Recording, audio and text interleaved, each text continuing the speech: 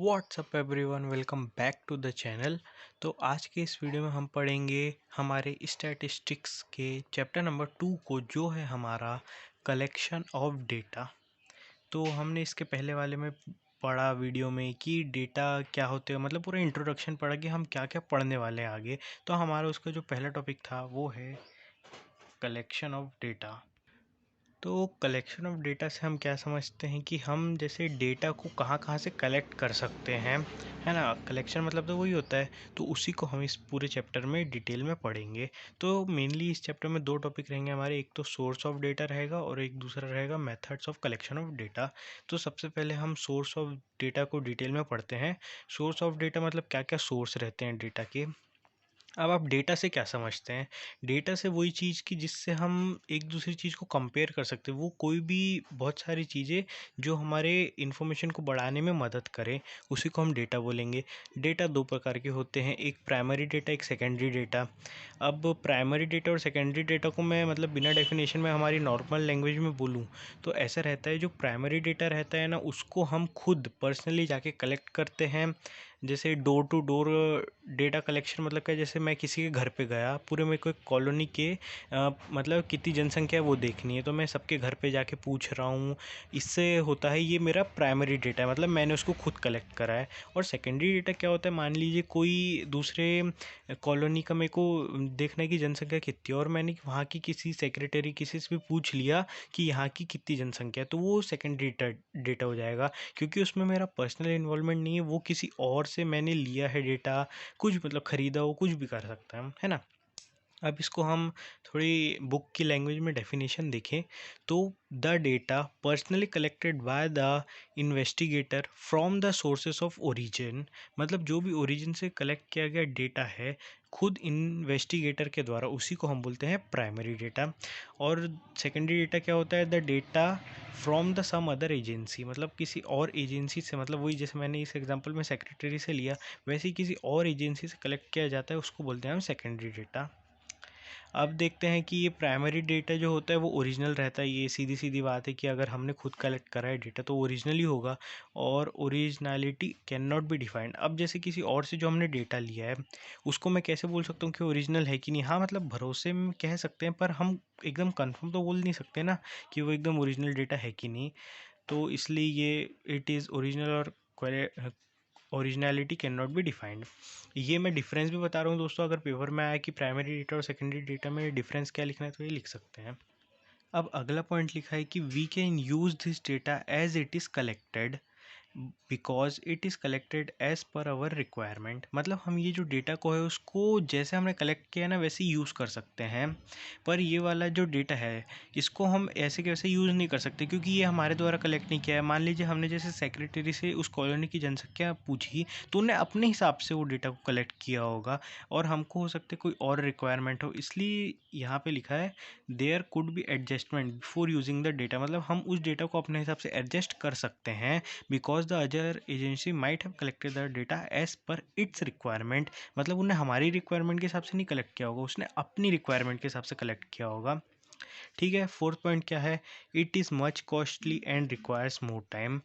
ये सीधी सीधी बात है दोस्तों, अगर हम सबके घरों घर जाके डेटा कलेक्ट करेंगे तो ये बहुत ज़्यादा पैसे भी लगेंगे और टाइम भी लगेगा। जबकि ये तो हम केवल किसी को पैसे दे के या फिर मतलब कैसे भी ख़रीद सकते हैं या ले सकते हैं, तो ये मच हमको सेव करता है टाइम, और से मतलब हमारे लिए अच्छा भी रहता है। तो ये हमारा हो गया दोस्तों पहला टॉपिक जो था सोर्सेस ऑफ डेटा। अब हम पढ़ेंगे methods of collection of data, मतलब हमने ये देख तो ली कि सोर्स क्या होता है, प्राइमरी सेकेंडरी। अब हमारे मेथड्स क्या होते हैं, मतलब हम कैसे कलेक्ट करेंगे लोगों से डेटा। मतलब हम लोगों से सर्वे, मतलब आप कह सकते हैं ये एक टाइप का सर्वे है। हम कैसे सर्वे कर सकते हैं लोगों से जिससे हमको नॉलेज मिले कि क्या चल रहा है मार्केट में अभी। इकोनॉमिक्स में यही होता है दोस्तों, हम कलेक्ट करते हैं डेटा को पूरे, मतलब हम डेटा को एनालिसिस के बारे में पढ़ते हैं। ये सब इकोनॉमिक्स में हम पढ़ेंगे। तो चलिए हम देखते हैं methods of collection of data. तो हमारे पास यहाँ पे चार मेथड्स हैं, एक डीपीआई, आईओआई, आईएलएस और आईक्यूएस। तो सबका हम लाइन से एक वो पढ़ते, पहले मैं बता दूं इनका क्या होता है। डायरेक्ट पर्सनल इन्वेस्टिगेशन, नाम से ही पता चल रहा है कि खुद डायरेक्ट हम जाके पर्सनल इन्वेस्टिगेशन कर रहे हैं। फिर इनडायरेक्ट ओरल इन्वेस्टिगेशन, हमने किसी और से लिया है investigation. Information through local sources, मतलब हमने कुछ अपने बंदे बिठा दिए होंगे उससे हमने किया है। और information through questionnaires and schedules, मतलब वो जो भी रहता है ना कि जैसे ईमेल में हमारे पास सर्वे आते कई बार, या कई ऐप रहते हैं जो सर्वे करते हैं, है ना, उसी से हम बोलते हैं क्वेश्चनरी थ्रू सर्वे। तो हम सबको चलो डिटेल में देखते हैं। तो पहला है डायरेक्ट पर्सनल इन्वेस्टिगेशन, मतलब इसमें जैसे हम डायरेक्ट नाम से पता कर सकते हैं कि डायरेक्ट पर्सनल इन्वेस्टिगेशन है, हम इसको खुद करते हैं। तो ये क्या लिखा है, डेटा पर्सनली कलेक्टेड, मतलब खुद के द्वारा किया जाता है। इसके मेरिट्स क्या हैं, ओरिजिनलिटी, एक्यूरेसी, रिलायबल, सीक्रेसी, मतलब हमने खुद कलेक्ट किया तो ऑब्वियसली वो ओरिजिनल होगा, एक्यूरेट होएगा बहुत ज़्यादा, हम उस पर रिलाई कर सकते हैं, और वो सीक्रेट भी हो सकता है हमारा डेटा, ठीक है।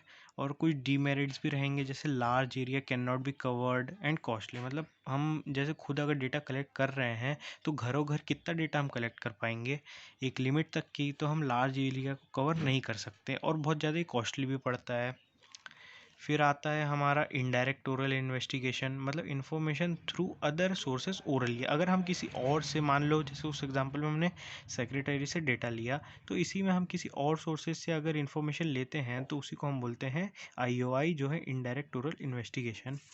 फिर इसके कुछ मेरिट्स भी रहते हैं, covers wide area, simple method, low expensive, मतलब हम बहुत ज़्यादा एरिया को कवर कर सकते हैं, बहुत ज़्यादा डेटा ले सकते हैं। सिंपल मेथड, इसमें ज़्यादा कोई दिक्कत नहीं, किसी से भी पूछ लो, पैसे दे दो या जो भी वो बताना चाहे जिस भी कॉस्ट पे।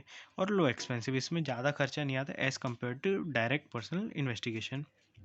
डीमेरिट्स भी है, less accurate, not original, not trustworthy, मतलब ऑब्वियस सी बात है कि अगर ये डेटा हमारे पास कलेक्ट नहीं किया गया है तो हम उस पर लेस एक्यूरेट करेंगे, हम उस पर उतना विश्वास नहीं कर पाएंगे जो हमारे खुद के द्वारा कलेक्ट किया गया उससे। तो इसलिए ये कुछ डीमेरिट्स हो गए। फिर हमारा आता है एक और पॉइंट, जो है इंफॉर्मेशन थ्रू लोकल सोर्सेस, मतलब अगर हम लोकल सोर्सेज से इन लेंगे, लोकल सोर्सेज मतलब जैसे जो भी इन्वेस्टिगेटर है उनने अपॉइंट कर दिया लोकल पर्सन को, जैसे पुलिस वाले देखा होगा कि अपने बंदे बिठा देते हैं गली गली, जो कि उनको टाइम टू टाइम इंफॉर्मेशन देते रहते हैं, उसी को हम बोलते हैं इन्वेस्टिगेटर थ्रू लोकल पर्सन्स। उसके कुछ मेरिट्स भी रहते हैं, economically, wide coverage, continuity of getting data, मतलब इकोनॉमिक, बहुत सस्ता पड़ता है, फिर बहुत ज़्यादा एरिया हम कवर कर सकते हैं, और ये उस कामों में आते हैं जिसमें हमको कंटिन्यू डेटा चाहिए, मतलब हमको एक किसी पर्सन के बारे में पूरे दिन भर का उसको रूटीन देखना है, उसके बारे में इन्वेस्टिगेट करनी है, तो हम इसको investigation through local sources use करते हैं। तो इसके कुछ डीमेरिट्स भी रहते हैं, जैसे not original, less accurate and delay in collection, मतलब ऑब्वियस सी बात है, ये भी हमने, मतलब एक तरह से हमने थोड़ी कलेक्ट किया है, ये भी किसी और से ही लिया है, तो ये क्या रहता है, ओरिजिनल नहीं रहता है, लेस एक्यूरेट, हम उस पर एकदम रिलाय नहीं कर सकते, और डिले इन कलेक्शन, अगर हम किसी और को पूरे दिन भर की दिनचर्या उसकी पता करना चाह रहे हैं तो सोचो कितना टाइम लगेगा, तो बहुत ज़्यादा डिले हो जाता है कलेक्शन में, तो ये भी एक इसका डीमेरिट हो जाता है। अब हमारा लास्ट टॉपिक आ जाता है information through questionnaires and schedules, मतलब जो भी हम सर्वे मिलते हैं ना, इसमें वो सारी चीज़ें आ जाती हैं, जितने भी सर्वे से हम करते हैं डेटा कलेक्ट, उसी को आईक्यूएस बोलते हैं, मतलब information through questionnaires and schedules. इसमें दो टर्म है हमारी, एक क्वेश्चनरीज और एक शेड्यूल। तो क्वेश्चनरीज क्या होता है कि जैसे अगर हम किसी के घर पे जाके उनसे एक फॉर्म ले जाते हैं और उनसे पूछते जाते हैं, इन्फॉर्मेशन कलेक्ट करते हैं, तो उसका मतलब होता है क्वेश्चनरीज। और शेड्यूल क्या रहता है, मतलब हम उसको ईमेल कर दें या कुछ भी, उसका माने सर्वे करना है तो नहीं करना है, वैसा सर्वे नहीं आते हैं, वैसा रहता है शेड्यूल्स। तो इनके भी कई मेरिट डीमेरिट रहती है, कि वाइड एरिया रहता है, मतलब बहुत सारे एरिया हम एक साथ कवर कर पाते हैं, इकोनॉमी पड़ता है, हम खर्च क्या है हमारा, बस या तो भेज दो ईमेल, उनको भरना तो भरे, नहीं भरे तो जितने भरेंगे हम उसमें ही काम चला लेंगे।